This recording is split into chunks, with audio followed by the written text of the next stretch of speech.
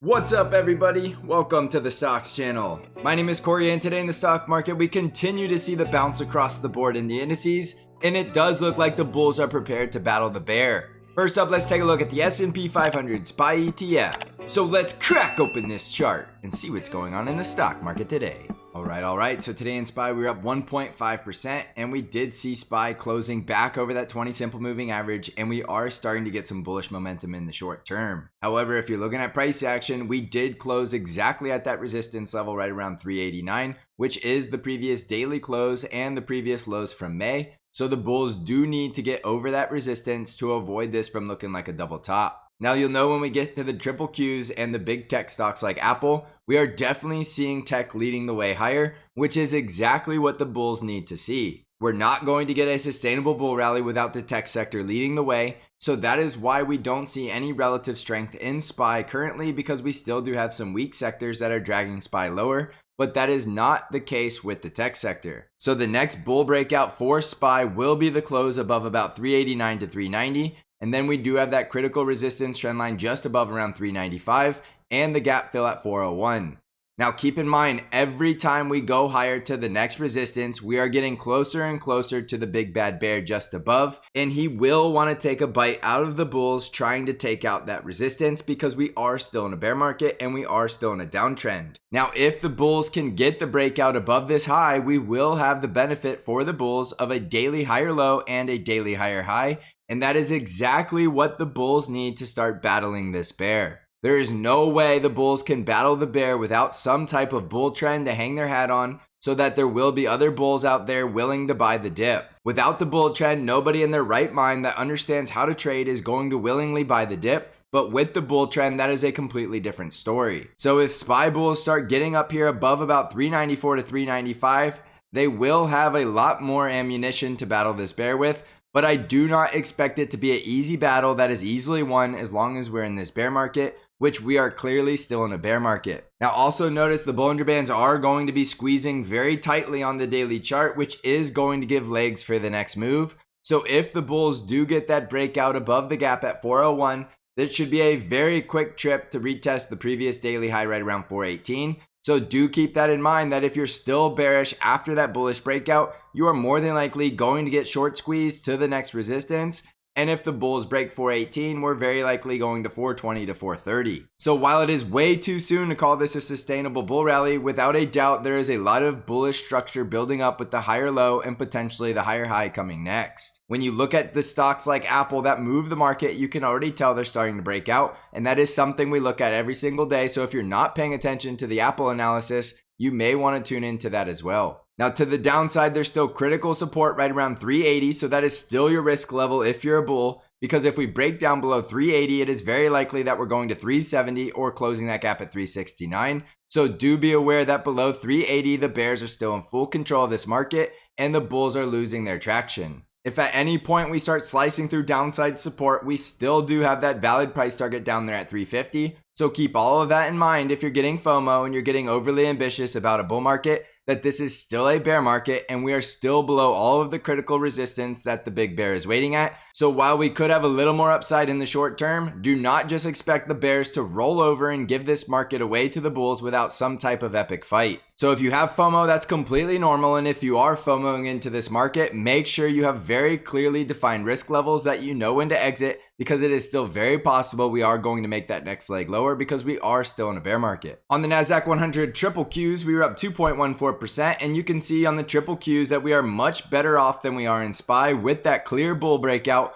well above the resistance trend line now, which is still down there at 287 and very close to battling the bear that is waiting just a few dollars higher right around $300. So when I say the bulls are prepared to battle the bear, you can clearly see that is going to be here in the tech sector, and we are very close to breaking out above the previous high, which will require that break above 297, and just above the breakout we will have the gap to fill at 299. And just above the gap fill, we have the 50 EMA and the bear waiting right around 300. So you need to be very aware that the bears are fully prepared to take on this battle because they have been resting and waiting for the bulls to gather the strength to come battle, and they will not just roll over and give this bear market away for free. So do expect very strong resistance on the triple Qs right around 300. If the bulls can defeat the bears at 300, they will retreat to the next previous daily high right around 315. So above 300, it could be a very quick trip to about 315, so keep that in mind as well. Now there's still the possibility that the bears are going to show up at the previous daily high right around 295, which is exactly where we closed today. So if the bears are going to show up at 295, this is the highest the bulls are going to get before that next leg lower,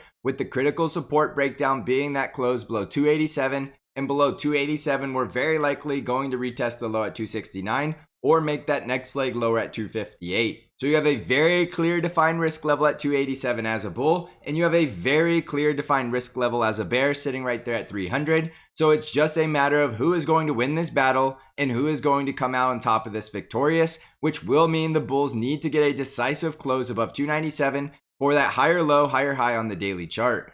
Once the bulls have the higher high and the higher low, there is going to be a lot more emphasis on the bull market scenario, or at least a sustainable bull rally, because that is exactly the price action that defines a bull trend. So if we get the daily close on the triple Qs above 297, without a doubt, we are going to instantly become a lot more bullish on this market. In the Dow Jones, we were up 1.14%, and the Dow Jones did close back over that resistance at 311, but did not yet make another daily higher high, which will require the close all the way back above about 319, and we will have strong resistance from closing prices right around 315. If we could break through all of that resistance, we have the gap to fill at 323, and all of that resistance will be the bullish breakout if the bulls can break out above 318 and close the gap above 323. So get a lot more bullish while the Dow Jones is above 318, but you need to be a lot more cautious while the Dow Jones is still below 318. So as a bull in the Dow Jones, your critical support is right here at 311, which is the breakout. And if we break back down below 311, it is very likely that we're going back down to retest the low at 297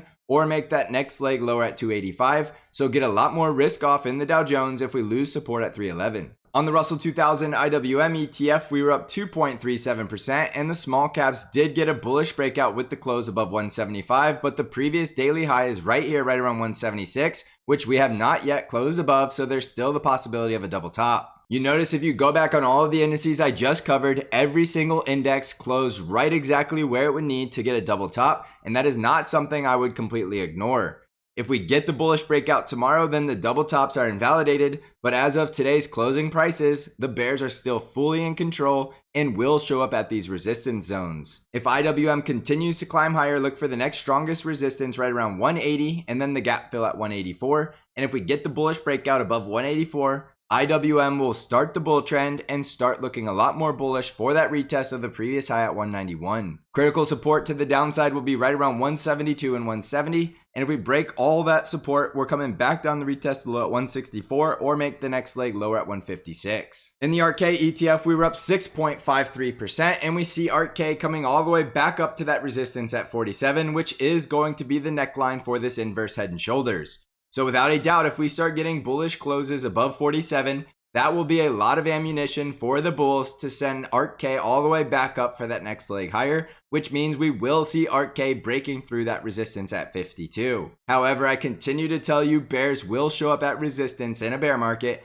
so do not expect Arkk to just give up this resistance easily without some type of bears coming in and driving Arkk lower, and we will need the bulls closing above that level to start scaring away those bears. So downside support levels at this point are right around 46 and 42. And if we lose support at 42, look for the retest of the low at 36.5. And as long as we're below 47, we still do have that valid price target at 33.7. In the VIX, we were down 2.43%, and the VIX came all the way back down to our support trend line where we continue to see the VIX forming higher lows, and we see the VIX did not violate that support. Even though intraday we were below that support, we did close above it. So as I continue to tell you, we are at resistance in the indices and we are at support in the VIX, which is the perfect recipe for the bears to attack now and not wait another day. So just be extra risk off if we start losing support and the VIX starts spiking off of 26. But it will be bullish if the VIX does break down below 26 and start closing below 24. The next very volatile bear market leg lower will require the VIX to break above 30, so look for that as well. On Bitcoin, we're currently up 5.41% as Bitcoin is bouncing off of that support right around 19,000, but coming very close into this resistance right around 22,000. Remember, this is either going to be a double bottom or a double top, but it won't be confirmed until we either get the bull breakout above 22,000 or the bear breakdown below 19,000. Right now, it looks like the bulls are trying to strike first, coming back up near that resistance at 22,000. So if you do start seeing daily closes on Bitcoin above 22,000, you will want to look for that leg higher to retest resistance at 25,000. And above 25,000, look for the retest of 28,000. However, if the bears reject Bitcoin at 22,000 and break down below 18,000, you will want to start preparing on Bitcoin for the next price target all the way down there at $12,000. Remember, anything between 19,000 and 22,000 is just going to be a volatile chop fest. You won't know where we're going until we either get the decisive breakout for the bulls or the decisive breakout for the bears. On NVDA, we were up 4.81% as NVIDIA is bouncing off of that low once we hit the Bollinger Band and coming back up near that resistance right around 161.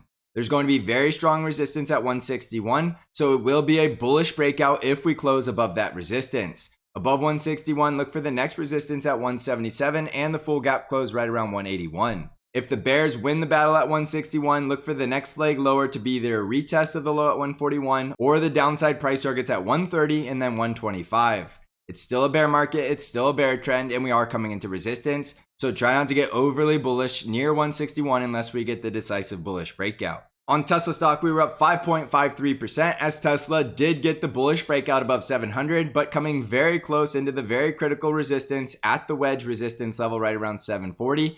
And if Tesla breaks above 740, it is very likely going to test 775, and above 775 will be the bullish breakout. However, this is a very tight wedge and it could break in either direction. So if we get rejected from the top of this wedge, look for downside support all the way down there at 660, even though we will still have support at 700 now that price action is above that level. But if we do get the bear breakdown, look for a retest of the low at 620 or that next leg lower at 571. So you're getting a lot more bullish above 740 and a lot more bearish down below 660. So those are your critical breakout levels for the bears and the bulls. And anything in between is likely just going to bounce around within this wedge. On Apple stock, we were up 2.4%, and you can see that Apple is clearly moving the market higher with the bullish breakout, and we can clearly see that Apple stock has the higher low and now the higher high. The higher high came from the close back above 144 with the decisive breakout back above the 50 EMA today. So it does look like Apple is well on its way to retest that resistance at 150. With this bullish breakout, it's increasingly likely that Apple is starting back into a bull trend, which could take it all the way back up to about 174 to fill the gap, even though we still do have a gap to the downside at 133. So the next very critical resistance will be 150, and I do expect to see Apple testing that resistance zone very soon. And since Apple is a market moving stock, that could mean that we have more upside in the indices as well. Usually when you get these bullish breakouts, you will want some type of confirmation, but we have plenty of closes above the breakout level right around 141 to 143. So now we'll just need to see more confirmation with the closes above 150. So your risk level on Apple is still support down here right around 140, because if we lose that support at 140, you're looking for a retest of 137 or the gap close at 133. But so far, it does look like the bulls are in full control in Apple stock. On the financial sector, we were up 1.45%, and we did see price action closing back over the 20 simple moving average, and a lot of the moving averages are converging right on this target at 31.9, which will be strong support for the bulls. Look for the financial bulls to use that as support to try to go close the gap above at 33.7, but there's still going to be very strong resistance in that zone, and the bears are still in full control as long as they have the bear trend. The industrial sector was up 1.18%, closing back over the 20 simple moving average, and very similar to the financial sector, trying to make an attempt to go close the gaps above.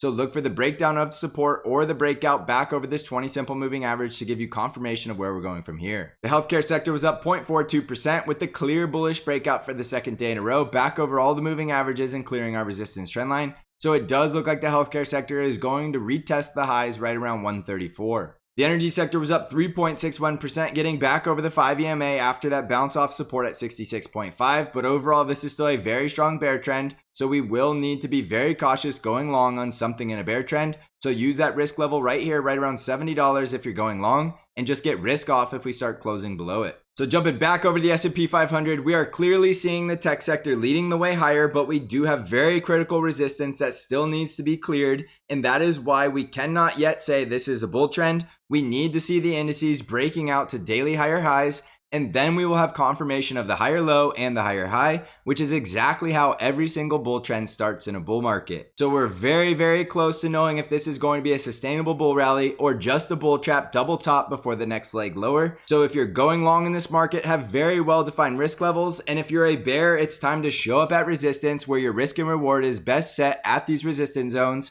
and then you know exactly when to cover your position if you're wrong if the bulls end up winning this battle. This is still a bear market and this is still a downtrend, but the bulls are doing everything they can to reverse that, and we're going to know very soon if they're successful. Be patient, use great risk management, and remember that volatility works in both directions, so don't be surprised even in a bear market if you do get a very face-ripping bull rally. They are counter-trend relief rallies and they're completely normal in every single bear market. And just because you're getting a bull rally in the short term doesn't guarantee we've seen the bottom. Also, don't forget that I do have Bank Trade Alerts, which is an algorithm-driven trade alert service that only trades the ETF TQQQ and sends you all of your buy and sell alerts directly via email and text message. Even in the bear market of 2008, Bank beat the market and had a very positive return. If you're looking for more information or want to subscribe, you can click on the link in the description of this video. I also have the Stocks channel Discord where I'm doing intraday updates and analysis and bringing new trade ideas to you weekly. If you're interested in joining the Stocks channel trading Discord community, you can find out how to join the Discord server by clicking on the link below. So thank you for watching, everybody. I hope you're crushing this market. And as always, I will see you in the next episode.